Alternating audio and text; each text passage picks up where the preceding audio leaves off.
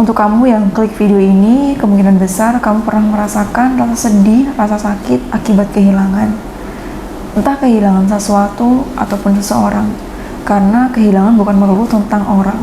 Tapi ada juga kehilangan barang yang berharga bagi kamu selama ini karena barang tersebut punya arti tertentu dan makna yang dalam bagi kehidupan kamu, atau barangkali tanaman, atau barangkali binatang peliharaan, atau seperti yang aku sebutkan, seseorang yang berharga dalam kehidupan kamu.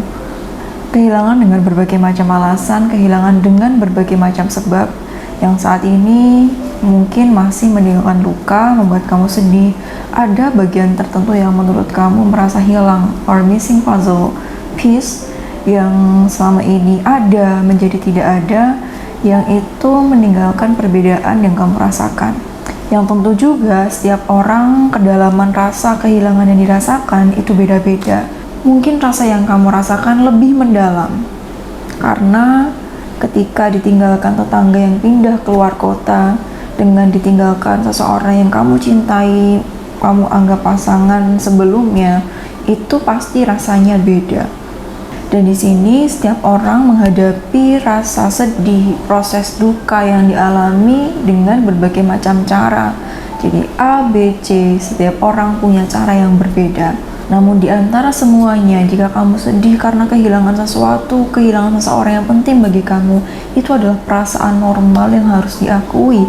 Karena kita manusia yang wajar sekali merasakan emosi itu. Karena yang paling penting adalah bagaimana kita mengatasi kesedihan yang kita rasakan akibat kehilangan, agar tidak berlarut-larut, karena jika dibiarkan berlarut-larut tentu ini tidak baik efeknya, entah itu untuk kesehatan fisik ataupun kesehatan psikis kita. Dan sebelum aku menjelaskan tentang beberapa fase berduka akibat kehilangan, teman-teman perlu ketahui bahwa setiap orang sekali lagi prosesnya berbeda dan tidak selalu lurus ke depan. Kadangkala fase 1 terlalui, naik ke fase 2, bisa balik lagi ke fase 1, dan setiap orang punya waktu yang berbeda-beda sehingga kita tidak bisa membandingkan waktu atau proses berduka A dan juga B, sehingga tidak ada kata-kata seperti ini, loh kamu kok belum bisa move on sampai sekarang, aku seminggu aja bisa, kenapa kamu gak bisa?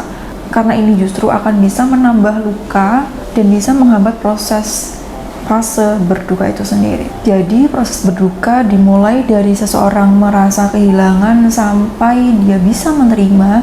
Menurut Elizabeth Kubler-Ross itu ada 5 tahapan, 5 stage of grieving. Yang pertama, denial atau penyangkalan. Nah, pada tahapan ini ketika seseorang menerima informasi kehilangan, entah itu dari orang lain, keluarga, ataupun dirinya sendiri yang mengetahui, terdapat proses penyangkalan. Misalkan ketika contoh kamu menerima berita, mohon maaf, mungkin ada seseorang atau tetangga yang meninggal dan sebagainya, ada respon seperti ini, masa sih tadi pagi padahal dia masih baik-baik aja kok, nggak mungkin kok, dia pasti baik-baik. Belum bisa menerima tentang kenyataan yang dihadapi akibat kehilangan yang dirasakan, padahal faktanya seseorang itu mungkin sudah pergi. Dan mohon maaf, tanpa mengurangi rasa hormat, yang barusan terjadi juga meninggalnya putra Bapak Ridwan Kamil di Swiss, yang pada waktu itu kita masih denial dan menyangkal kenyataan yang terjadi. Barangkali ketika sudah ditemukan, nggak mungkin, ini pasti bohong, nggak mungkin dia pasti ketemu, nggak mungkin dia pasti masih hidup, entah dia bersama dengan warga dan lain sebagainya. Denial, penyangkalan seperti itu wajar sekali ya dialami oleh siapapun yang merasa kehilangan, karena kondisi kita belum siap untuk menerima kenyataan, dan ini wajar, dan ini dialami oleh siapapun, dan ini normal. Yang paling penting adalah jangan membiarkan proses denial ini berlarut-larut sehingga kita tidak bisa beranjak ke stage yang selanjutnya. Tahapan kedua adalah anger. Anger adalah rasa frustasi, rasa kecewa, rasa sedih, rasa marah yang dirasakan oleh seseorang setelah melalui tahapan denial tadi. Jadi ketika denial itu masih menyangkal dan sebagainya, pada tahapan anger ini timbul kekecewaan, timbul rasa marah. Kenapa ini terjadi pada aku? Kenapa harus aku yang mengalami? Kenapa harus dia yang merasakan kehilangan? Kenapa di antara orang lain, kenapa harus dia? Kenapa harus aku? Kenapa harus keluarga aku yang mengalami ini? Kenapa harus dia yang aku cintai? Dan lain sebagainya. Kenapa? protes atau komplain terhadap kenyataan yang terjadi pada dirinya dan marah, kecewa, mengungkapkan emosi negatif yang dirasakan. Dan dalam hal ini, tahapan ini itu harus diekspresikan. Kemarahan, rasa kecewa itu harus diekspresikan, bisa melalui tulisan, jadi bisa melalui dia bicara atau cerita ke seseorang, meluapkan kekecewaan atau marah yang dirasakan, agar tahapan ini bisa dilalui dengan baik tanpa dipendam dan lain sebagainya. Karena ketika seseorang melalui ini dengan baik, dia bisa mengeluarkan, mengekspresikan rasa marah, kecewa yang dirasakan, maka akan lebih mudah baginya untuk melanjutkan ke stage selanjutnya yang akan membuat perasaannya merasa lebih baik. Jadi jika ada di sekitar kamu yang mengalami hal ini, biarkan dia mengungkapkan rasa kecewanya, rasa marahnya, bantu untuk menyalurkan itu, dan jangan malah gak usah marah, gak usah sedih, gak usah kecewa, dan lain sebagainya. Justru ini bisa membuat dia menahan itu dan memendamnya. Tentu itu tidak nyaman dan bisa berbahaya. Dan dia jadi susah untuk lanjut ke next step karena pada tahapan ini masih terhambat dan belum tersalurkan dengan baik. Sehingga seperti yang kita ketahui bahwa emosi negatif yang dirasakan itu perlu diproses dan perlu diatasi dengan diekspresikan melalui tulisan atau apapun itu. Dan jika kamu merasa sulit untuk mengungkapkannya, kamu bisa meminta bantuan untuk mengatasi ini. Sehingga kamu bisa melalui fase ini dengan proses yang sudah kamu lakukan. Kemudian tahapan ketiga, bargaining atau tawar-menawar. Pada tahapan ini seseorang melakukan tawar-menawar terhadap sang pencipta atas apa yang dirasakan, atau itu dalam dirinya sendiri atau dalam lingkungannya. Misalkan seperti ini, adik aja ya dulu aku seperti ini, pasti hal ini tidak akan terjadi. Adik aja dulu aku masih bersamanya, pasti akan seperti ini. Adik aja seadanya jikalau dan lain sebagainya. Mencoba untuk menghidupkan harapan dalam hati yang sebenarnya itu tidak bisa, yang sebenarnya tidak ada, karena itu hanya harapan belaka dan kenyataannya tidak sama.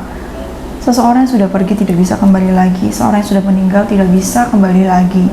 Dan dalam hal ini perlu segera disadari karena itu hanyalah harapan belaka, bukan kenyataan. Barangkali lingkungan juga bisa membantu agar seseorang bisa segera menyadari ketika mulai timbul pikiran-pikiran seandainya jikalau yang justru ini akan memperdalam duka yang dirasakan. Gak apa-apa jika muncul seperti itu, tapi harus segera disadari dan jangan biarkan ini berlarut-larut. Selanjutnya, depresi.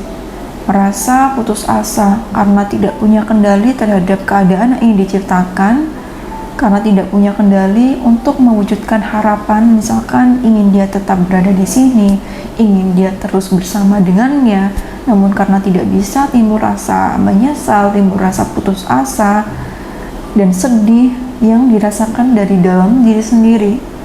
Tentu setiap orang yang pernah mengalami kehilangan pernah berada pada fase ini, namun sekali lagi setiap orang punya waktu yang berbeda-beda. Jika kamu merasa terjebak di fase ini begitu lama, merasa terjebak di fase depresi ini begitu lama, merasa sulit keluar dan sebagainya, segera cari bantuan ke psikolog, ke terapis untuk membantu kamu mengatasi ini. Karena selain sudah memberikan efek ke kesehatan mental, ini bisa juga berdampak buruk pada kesehatan fisik seseorang.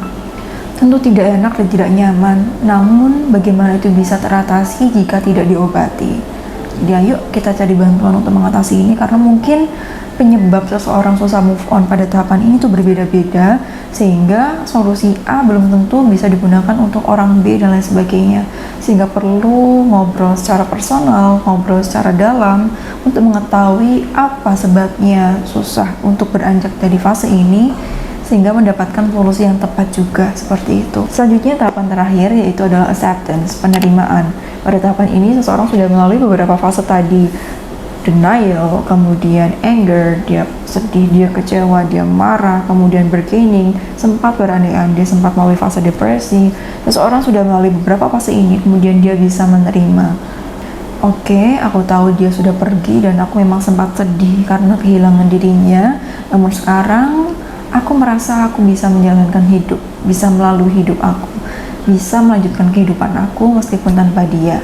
Jadi seperti itu teman-teman, 5 tahapan berduka yang disampaikan oleh Elizabeth Kubler-Ross, dan kesimpulannya setiap orang punya waktu yang berbeda-beda untuk melalui tahapan dukanya.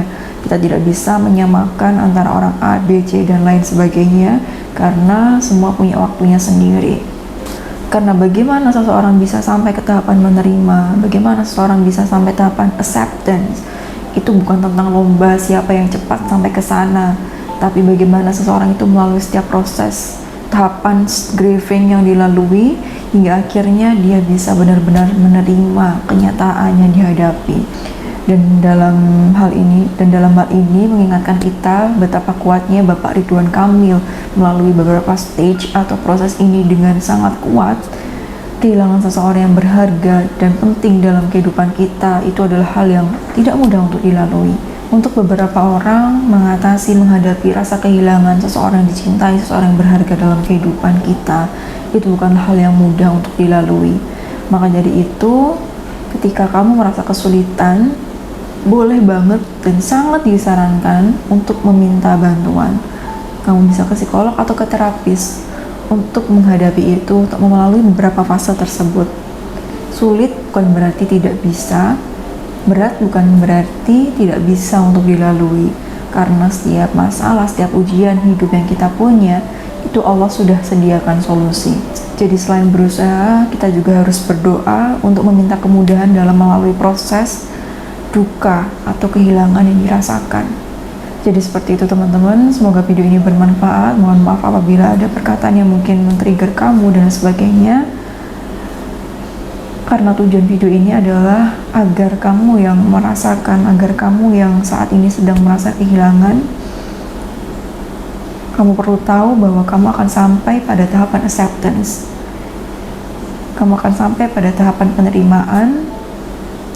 Mohon cintai diri kamu, mohon sayangi diri kamu, dan carilah bantuan jika kamu membutuhkan. Seperti itu, sampai jumpa di video selanjutnya bersama aku Devi Puspita. Jaga kesehatan kamu ya, karena kamu berharga dan kamu berhak untuk bahagia. Wassalamualaikum warahmatullahi wabarakatuh.